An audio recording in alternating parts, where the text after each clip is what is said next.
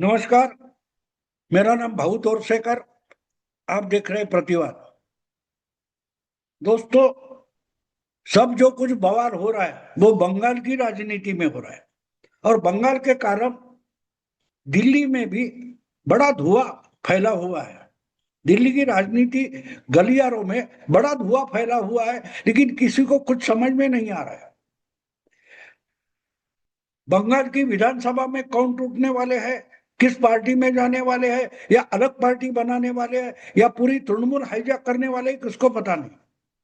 और ऐसे में जो तृणमूल का बागी गुट बंगाल में है, एमएलए का है, उनको पता नहीं कि लोकसभा और संसद के जो उनके सदस्य है, बागी है, वो क्या करने वाले हैं।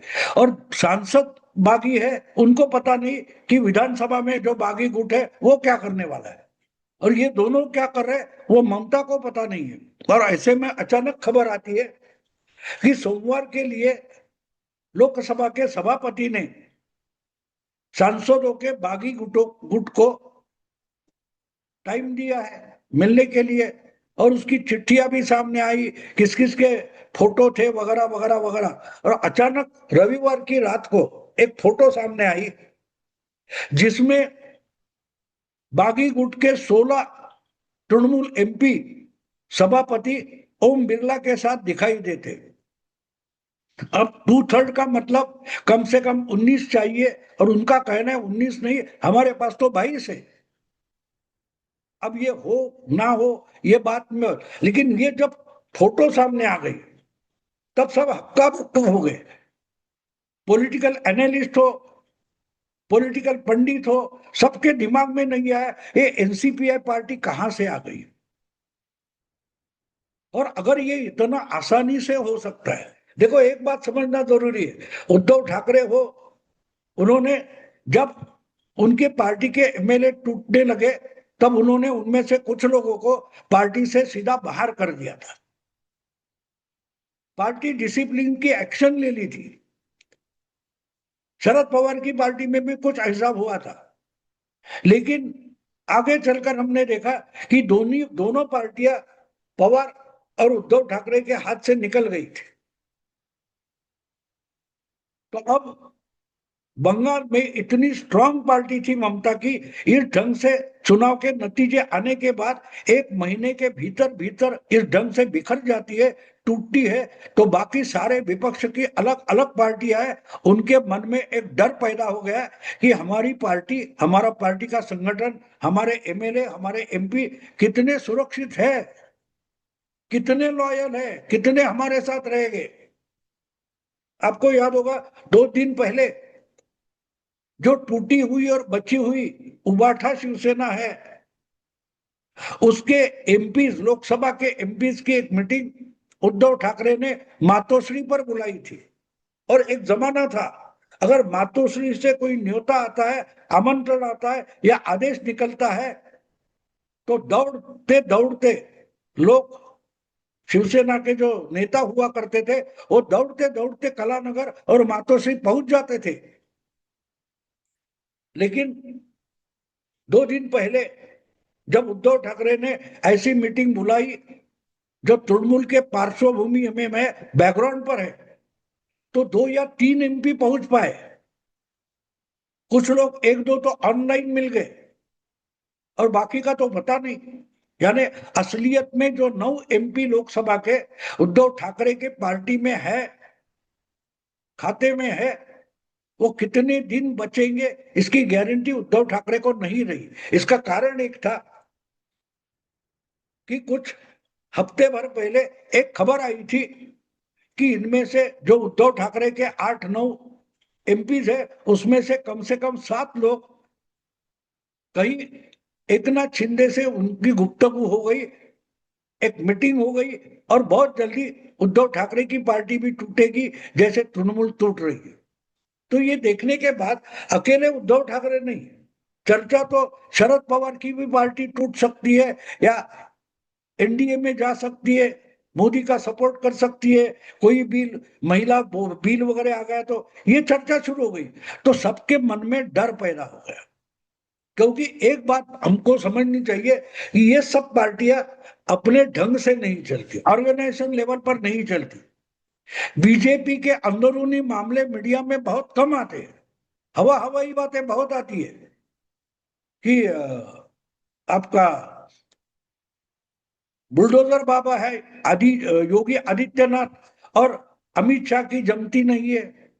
फिर उत्तर प्रदेश में बीजेपी के अंदरूनी झगड़े बहुत है, ये खबरें आती है, लेकिन हवाई आती है, इसका कोई सर पैर नहीं होता। तो हवा में बातें बहुत होती है, लेकिन पूरा विपक्ष हम देखें तो पूरे विपक्ष की जो बात है, पॉलिटिक्स है, वो उनके मंच पर बंद कमरे में नहीं होती, वो मीडिया से चलती है। अगर कांग्रेस को कोई मैसेज तृणमूल कांग्रेस को देना है या अखिलेश को देना है, वो मैसेज मीडिया की खबर से आता है। जबकि एक बात सीधी है, अगर आप एक गठबंधन में हो, लोकसभा का चुनाव एक गठबंधन करके आप लड़े हो, एक दूसरे से आपका परिचय अच्छा है, हर बार लोकसभा में या किसी हाउस में आप एक दूसरे से सलाह मशवरा करके अपोज में खड़े होते हो या बाजू में खड़े हो जाते हो, तो आपको सीधे सीधे एक दूसरे से बात करने में कोई प्रॉब्लम नहीं है। फिर भी मीडिया के जरिए इशारे देकर अगर विपक्ष अपनी राजनीति कर रहा है, तो वही सबसे बड़ा धोखा है। सत्ता पक्ष में और सत्ता पक्ष के गठबंधन में जो अंदरूनी बातें होती है, उसका बाहर जिक्र तक नहीं होता, बाहर जिक्र तक नहीं होता।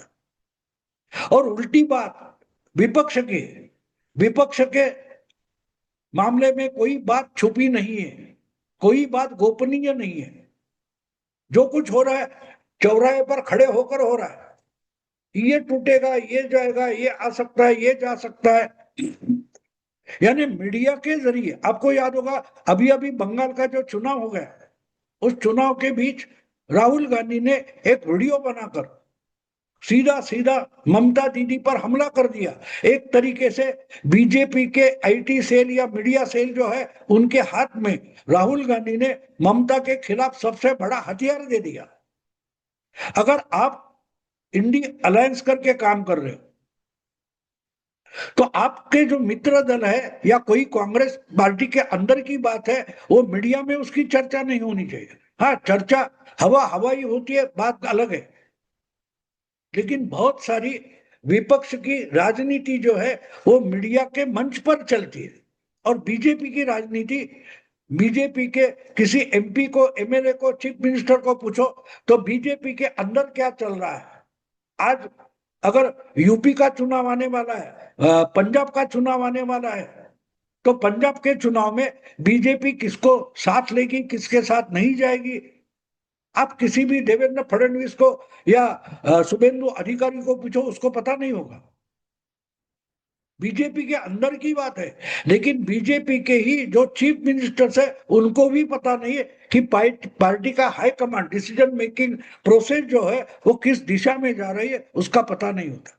लेकिन कांग्रेस में कुछ हो रहा है, इंडिया अलायंस में कुछ हो रहा है, इंडिया अलायंस के मित्र दलों में जो कुछ हो रहा है, वो बंद कमरे में नहीं होता, वो मीडिया के मंच पर चलता रहता है। और यही सबसे बड़ी गड़बड़ है। इनमें कोई छुपा नहीं है, कोई गड़बड़ नहीं है, कोई बात सीधी सीधी नहीं है। इतने आराम से सब बातें चलती रहती है कि इनको परवाह ही नहीं है कि करना है तो क्या करे। और इसलिए एक बात ये हो गई है,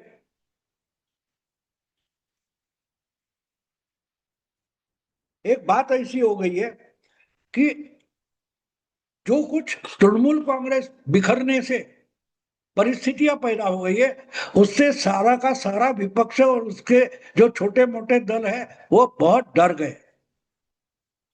यहां तक कि 2 नंबर का विपक्ष का दल है समाजवादी पार्टी, अखिलेश की पार्टी, जिसके कुछ 37 से ज्यादा एमपी है लोकसभा में। कांग्रेस की 99 है और 37 अकेले अखिलेश के हैं। लेकिन आज अखिलेश भी अपना आत्मविश्वास खो बैठा है। उसके 37 है, उसमें से बीजेपी कितनी तोड़ सकती है, इसकी ओपन चर्चा शुरू हो गई है। अगर तृणमूल के 20 लोग अपनी पार्टी छोड़कर, अपना नेता छोड़कर बीजेपी के साथ जाने के लिए, ओपनली जाने के लिए तैयार है, 16-17 अप्रैल को जो संविधान सुधारना विधेयक लाया गया था, उसके खिलाफ जो पूरा विपक्ष एकजुट हो गया था, उसी में से 3-4 दल ऐसे हैं जो तगड़े हैं, बड़ी संख्या वाले हैं। उसमें से एक था तृणमूल कांग्रेस, जिसके एमपीज ने उस महिला विधेयक, नारी वंदना विधेयक का जोर शोर से अपोज किया था। उसमें से ही अपोज करने वाले अगर 20 एमपी आज उसी विधेयक को और एनडीए को सपोर्ट करने के लिए तैयार है, तो मन में वही आशा लेकर समाजवादी पार्टी या और किसी पार्टी में बैठे, शिवसेना उबाठा में बैठे लोग क्यों नहीं तैयार हो गए? ये तो शक अगर उद्धव ठाकरे में पैदा हो जाता है और वो अपने एमपीज की मीटिंग अचानक से बुला लेते हैं और उसमें अगर 9 में से 2 या 4 छोड़कर बाकी के नहीं पहुंचते, तो अखिलेश के मन में डर पैदा होना लाजमी है। तृणमूल में घटनाएं तो हो रही है, जो कुछ गड़बड़ हो रही है वो तृणमूल कांग्रेस में है, बंगाल की राजनीति में, लेकिन उसका प्रभाव हम हर क्षेत्र की, हर राज्य की अलग अलग बिगर बीजेपी पार्टी में देख रहे कि ये कितना चलेगा। एक जगह तृणमूल के 20 एमपी ओपनली बोल रहे कि हमको एनडीए के साथ जाना है, बीजेपी में मर्ज नहीं हो गए लेकिन हमको एनडीए के साथ जाना है। वहां डीएमके, जो और एक बड़ी पार्टी है इंडिया अलायंस में, कांग्रेस की पिछले 10 साल से साथ रही है, वो डीएमके भी अब एनडीए को मदद करने के लिए तैयार हो गई है। यानी इंडिया अलायंस में दो तगड़े किले थे, शक्तिशाली किले थे, तृणमूल और डीएमके।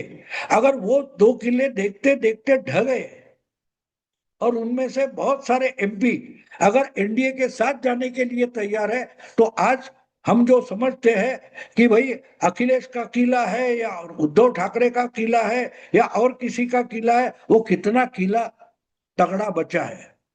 क्या वो भी रेत की किला है, ताश के पत्तों का बंगला है कि गिर जाएगा? ये मन में शक पैदा होता है, और जब शक पैदा होता है तब आप गलतियां शुरू कर देते हो। देखो एक बात है, ममता दीदी ने पिछला चुनाव हारा है तो बीजेपी अच्छी लड़ी, एसआर सब सब चुनाव आयोग किसी पर भी आरोप लगाओ, लेकिन एक बात आपको माननी पड़ेगी कि ममता की हार में 20-25% तो हिस्सा ममता ने की हुई गलतियों का है।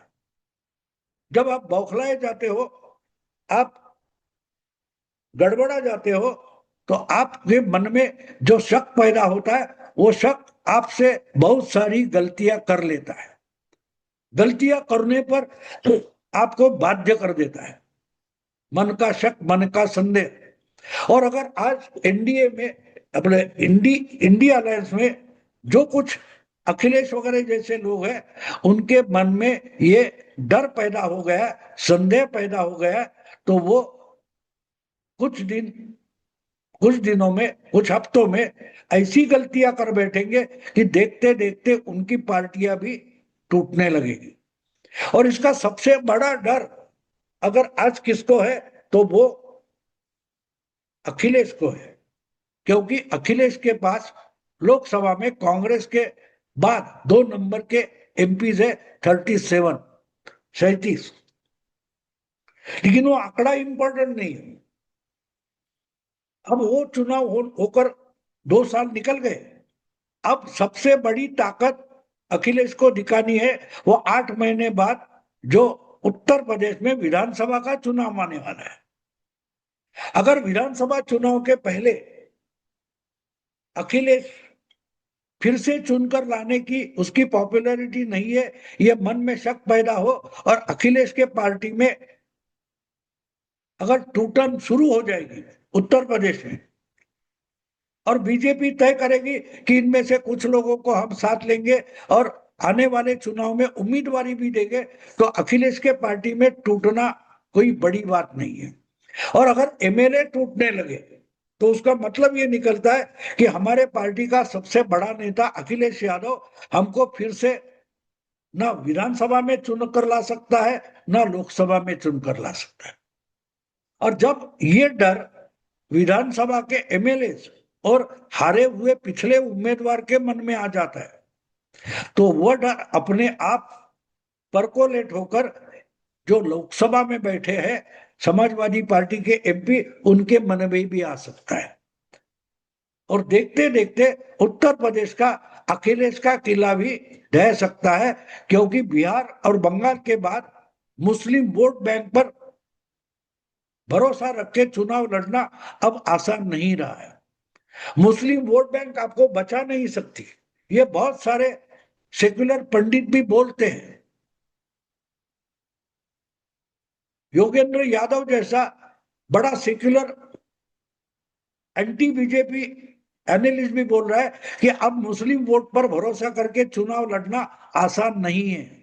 और इससे भी अखिलेश यादव के मन में पहले से ही शंका है कि मुस्लिम वोटर उनको सुरक्षित रखेगा या नहीं, जिताएगा या नहीं, या मुस्लिम वोट भी टूटन होगी, क्योंकि उसके लिए वो ओवैसी तो पहले से खड़ा है, मायावती खड़ी है, कांग्रेस भी बोल रही है कि मुस्लिम वोटर हमारा है, और कांग्रेस से सीट का बंटवारा होने से रहा है।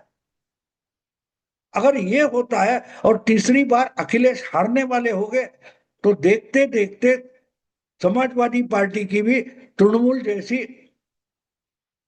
फटाफूट हो सकते हैं, टूट हो सकती है। और इसलिए जो कुछ बंगाल में हो रहा है, तृणमूल कांग्रेस में हो रहा है, वो देखकर सबसे बड़ी हलचल और मन की चल भी चल अगर कहीं है तो वो समाजवादी पार्टी में है, क्योंकि आने वाले 6-7 महीने में उत्तर प्रदेश का विधानसभा चुनाव होने वाला है। और आप बारीकी से देखें तो वो चल बिचल, वो अस्थिरता हमें अखिलेश के बर्ताव में दिखाई देती है। जिस ढंग से दौड़ते दौड़ते अखिलेश ममता हारने के बाद कोलकाता पहुंचे थे और उन्होंने ट्वीट किया था स्टैलिन और ममता के बारे में कि हम संकट समय में दोस्तों का साथ नहीं छोड़ते। ये किसने कहा था? अखिलेश ने कहा था। तो उनके मन में कांग्रेस के बारे में, कांग्रेस दगा देती है, ये जो शक है वो नेता के मन में है। और क्या अखिलेश चुनाव जीत सकता है, ये संदेह उनके ही फॉलोअर्स में है, एमपीज में है, एमएलए में है। तो आप सोच सकते हो कि बंगाल देखकर सबसे बड़ी अस्थिरता अगर कि हाँ आई है, इंस्टेबिलिटी आई है, तो ऐसे विपक्ष में आई है कि जो इंडी अलायंस के सबसे बड़े खिलाड़ी माने जाते। एक बात साफ स्वीकारनी पड़ेगी कि आज समाजवादी पार्टी में सबसे बड़ी हलचल है। दोस्तों, देखते हैं आने वाले हफ्तों में, दिनों में क्या होता है। अभी रुकता हूं, अगर वीडियो पसंद आए लाइक कीजिए, शेयर कीजिए और प्रतिवाद को सब्सक्राइब कीजिए। नमस्कार।